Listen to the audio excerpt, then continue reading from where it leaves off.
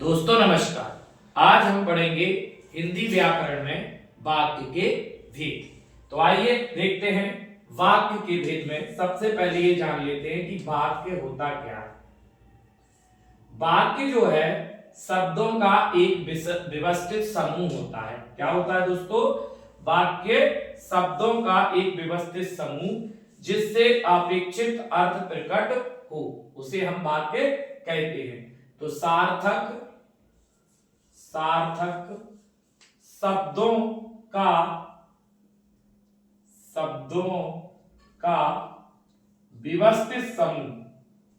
व्यवस्थित समूह क्या कहलाता है? वाक्य कहलाता है। और जिससे कोई ना कोई अर्थ स्पष्ट हो, उसे हम वाक्य कहते हैं। अब वाक्य के तत्व देखिएगा। वाक्य के तत्व ध्यान से देखिएगा। वाक्य के 6 तत्व हैं। कितने हैं? 6। उन 6 तत्वों को हम यहां पर देखते हैं। पहले है सार्थकता। पहला क्या है? सार्थकता। दूसरा है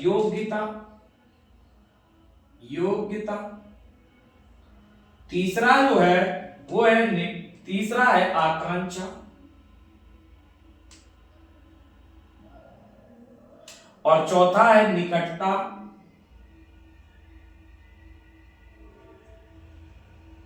और पांचवा जो है वो आपका है पदक्रम। और छठवां जो है वो है अन्वय। तो वाक्य के तत्व कितने हैं दोस्तों? 6 हैं। एक सार्थकता, योग्यता, आकांक्षा, निकटता, पदक्रम और अन्वय। तो पहला है सार्थकता। देखिएगा, सार्थकता का मतलब वाक्य का कुछ ना कुछ अर्थ अवश्य हो। कुछ ना कुछ अर्थ अवश्य हो, उसे हम क्या कहेंगे? सार्थकता कहेंगे। जिसमें सार्थक शब्दों का ही प्रयोग किया जाए। समझ रहे? सार्थकता यानी जो वाक्य है उसका कुछ ना कुछ अर्थ अवश्य होता है और उसमें सारे सार्थक शब्दों का प्रयोग होता है। दूसरा है योग्यता। योग्यता वाक्य में प्रयुक्त शब्दों में प्रसंग के अनुसार अपेक्षित अर्थ प्रकट हो। मतलब जो वाक्य में आपका वाक्य है उसका प्रसंग के अनुसार क्या होना चाहिए? अर्थ होना चाहिए। प्रसंग के अनुसार अर्थ अवश्य हो, उसे हम क्या कहते हैं? योग्यता। जैसे कि एग्जाम्पल से देखते हैं। चाय खाई। देखिए एग्जाम्पल है चाय खाई। तो देखिए यहां पर चाय जो है वो खाई नहीं जाती, क्या होती है? पी जाती है। इसलिए इसका प्रसंग जो है उसके अनुसार इसका अर्थ नहीं है। मतलब इसमें किसकी कमी है दोस्तों? योग्यता की कमी है। तो इसका सही वाक्य क्या बनेगा? चाय पी। ठीक। तो यहां पर अब योग्यता सही होगी। मतलब प्रसंग के अनुसार ही अर्थ होना चाहिए, इसे हम कहते हैं योग्यता। तीसरा है आकांक्षा। आकांक्षा का मतलब होता है जानना, अर्थात इच्छाएं।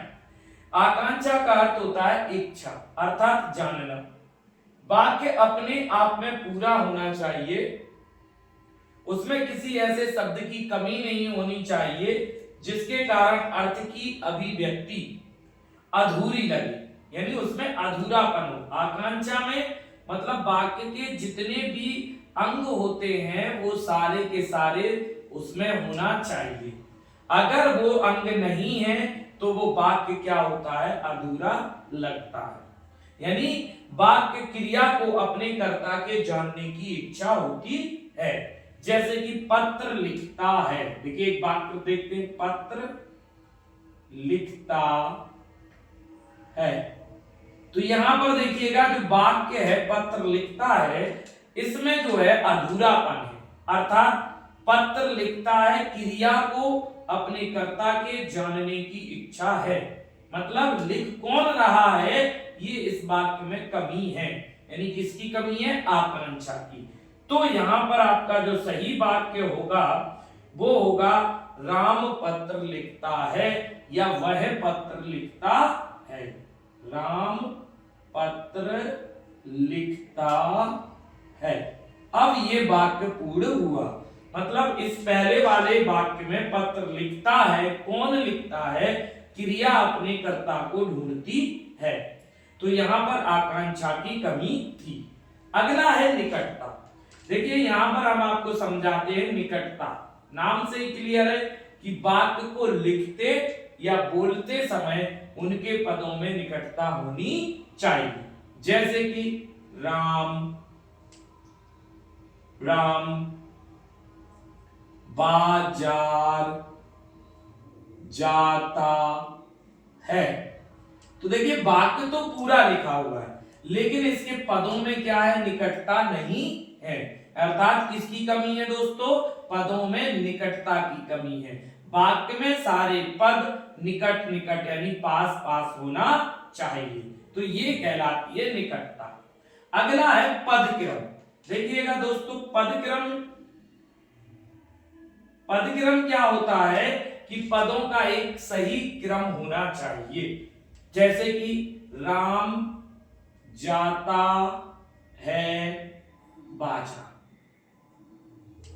तो देखिए इसमें क्रिया पहले आ गई है, कर्म बाद में चला गया है, कर्ता पहले है, यानी पदों का सही सही क्रम नहीं है।